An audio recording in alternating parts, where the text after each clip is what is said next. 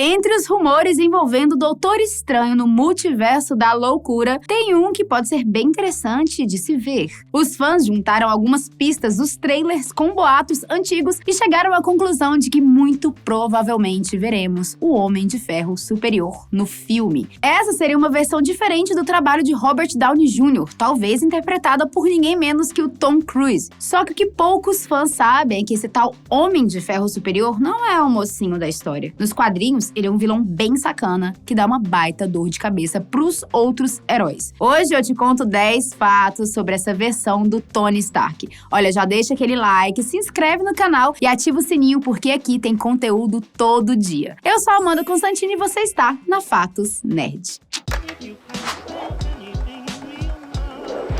Número 1. Não é uma variante. Quando se fala no Homem de Ferro Superior, é normal pensar que ele é uma versão de outro universo, assim como as variantes do Loki da série do Disney+.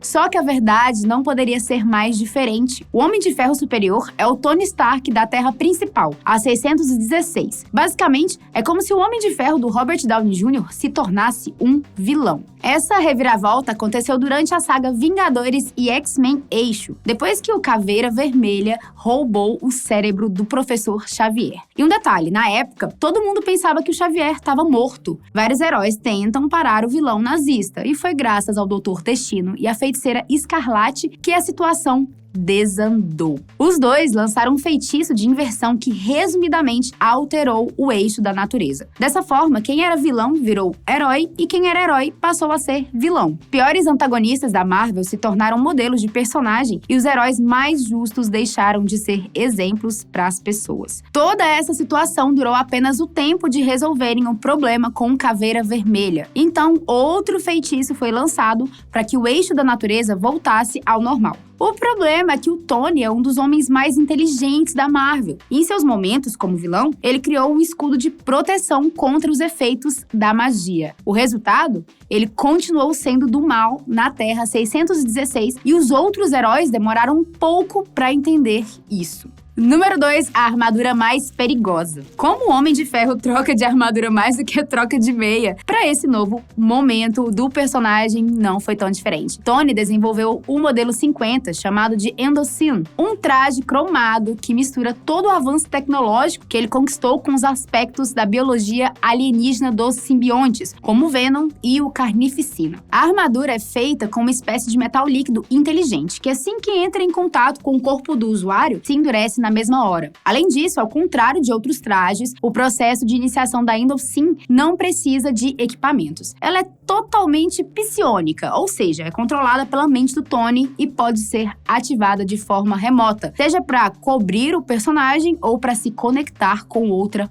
pessoa. De acordo com Tony, por mais que o traje não tenha inteligência própria, é como se ele estivesse vivo e pudesse senti-lo. Para deixar as coisas mais interessantes, caso o Homem de Ferro queira, ele ainda pode adicionar mais metal para aumentar o tamanho da armadura, fazendo com que ela vire a famosa Hulkbuster. Número 3, Extremis 3.0. Depois de ser convertido pelo feitiço, o Homem de Ferro Superior se muda para São Francisco e coloca em prática um plano maligno para enriquecer ainda mais. Ele desenvolve uma nova versão da tecnologia Extremis, o Extremis 3.0, que é capaz de deixar as pessoas mais saudáveis, bonitas e inteligentes. Acontece que esse novo Extremis é uma espécie de tecnovírus viciante que chegou ao público através de um aplicativo gratuito. Só que toda essa experiência inovadora dura apenas um dia e quem quisesse estender o uso para continuar com os efeitos teria que pagar $100 diariamente. $100 por dia. Claro que isso não era viável para grande parte da população. E como os Extremis deixava a pessoa viciada nos efeitos, rolou pânico e inquietação social. Número 4, demônio fora da garrafa. Um dos arcos mais famosos do Homem de Ferro se chama O Demônio na Garrafa. Entre os problemas que o personagem precisa enfrentar na história, o alcoolismo é um dos principais, e isso ficou marcado na vida do Tony. Nos cinemas, essa questão não chegou a ser abordada de forma profunda, e só teve uma referência rápida em Homem de Ferro 2. Ainda assim, nos quadrinhos, a gente sabe que o personagem lutou muitas vezes para ficar sóbrio, e no arco do Homem de Ferro Superior, uma das primeiras coisas que ele faz é voltar a beber. Isso poderia ser um gancho para mostrar uma nova luta do personagem contra o alcoolismo, mas acontece que ele parece ter usado o Extremis para anular os efeitos negativos da bebida. Dessa forma, ele consegue levar uma vida de playboy sem se preocupar com os problemas do álcool. Número 5, treta com o Demolidor. Durante as histórias do Homem de Ferro Superior, o Demolidor também estava em São Francisco. Ao perceber o plano maligno com o Extremis 3.0, o demônio de Hell's Kitchen confronta o Tony dizendo que ele estava brincando de Deus e, em um verdadeiro ato milagroso, o Homem de Ferro usa o vírus para devolver a visão do Demolidor, meio que para mostrar o quanto ele estava poderoso. Isso não dura muito tempo na história e logo Matt Murdock volta à sua condição normal. Só que a treta fica mais tensa quando o Demolidor descobre que todo o papo do aplicativo era uma mentira e que o Tony estava poluindo o reservatório de água de São Francisco com o Extremis, deixando todo mundo exposto. A ideia de Matt era revelar essa informação ao público. Só que, é claro, o Homem de Ferro não estava disposto a deixar isso acontecer. Para continuar com seu plano, ele aprisiona o Demolidor e apaga vários dias da memória do herói, até que o Matt não tivesse mais motivos para bater de frente contra o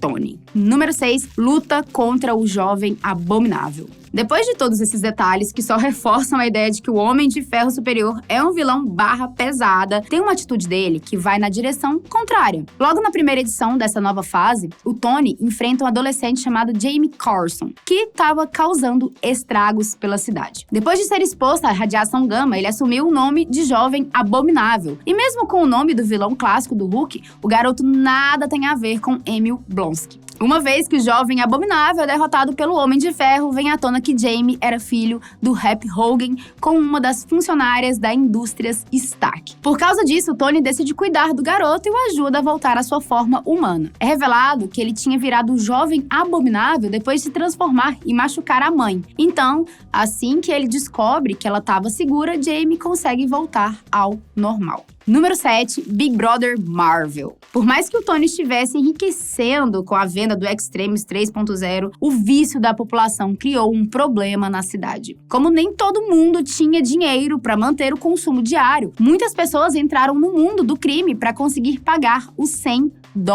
Foi então que o Tony colocou em funcionamento o programa Iron Sight, que basicamente transformou São Francisco na cidade mais vigiada dos Estados Unidos. Através de milhares de drones, ele conseguia monitorar o crime e praticamente tudo o que quisesse, desde o trajeto de pessoas na rua até o que elas estavam fazendo na internet. Era praticamente impossível despistar as máquinas, já que elas seguiam qualquer pessoa que estivesse com algum dispositivo eletrônico. Número 8. Homem de Ferro versus Homens de Ferro. Quando a Pepper Potts entende que a personalidade do Tony estava invertida, ela dá início a um plano para salvar o personagem e o restante do mundo. A Pepper pega uma das armaduras originais do Homem de Ferro, aquela vermelha e dourada, e programa uma inteligência artificial do Tony Stark, normal, para comandar o traje. Isso acaba levando a uma grande batalha entre Homens de Ferro, que cresce de tal forma que várias armaduras antigas do personagem aparecem.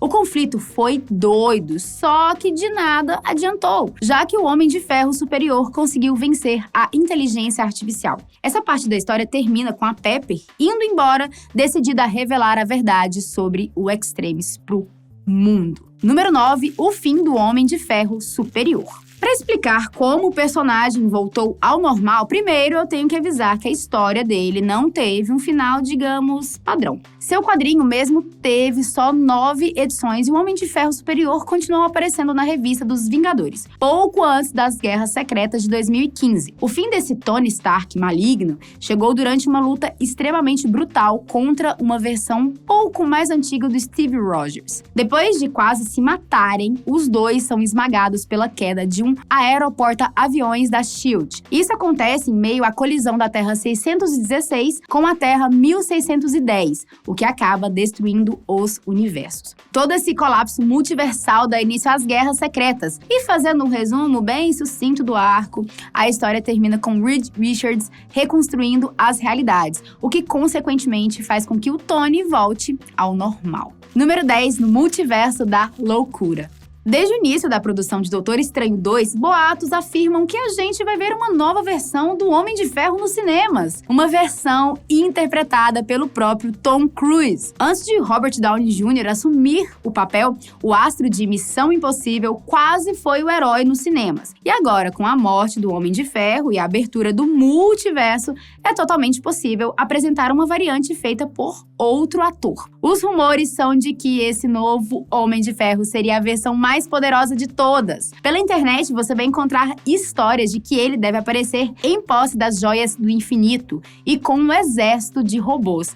Mas nada disso foi confirmado ainda. O trailer de Doutor Estranho 2 até mostra um exército de máquinas parecidas com o Ultron, mas não dá pra saber quem tá no comando delas. O que dá força pros rumores é o fato de que os Illuminati devem aparecer no filme, e como o Homem de Ferro é um membro do grupo, poderia muito bem ser a versão do Tom Cruise. Até mesmo uma suposta imagem do ator com uma roupa de captura de movimentos apareceu na internet, mostrando Cruise com um cavanhaque que poderia muito bem ser do Tony Stark. Olha, supondo que esses rumores se confirmem, será que veremos um Homem de Ferro maligno ou só uma versão bem mais poderosa? Já manda aí nos comentários a sua teoria e aproveita para me contar qual a sua expectativa pro Doutor Estranho 2. Olha, eu tô bem ansiosa, viu? Ó, ajuda a gente com aquele like, se inscreve no canal e ativa o sininho para ficar por dentro de tudo o que sair aqui na Fatos Nerd.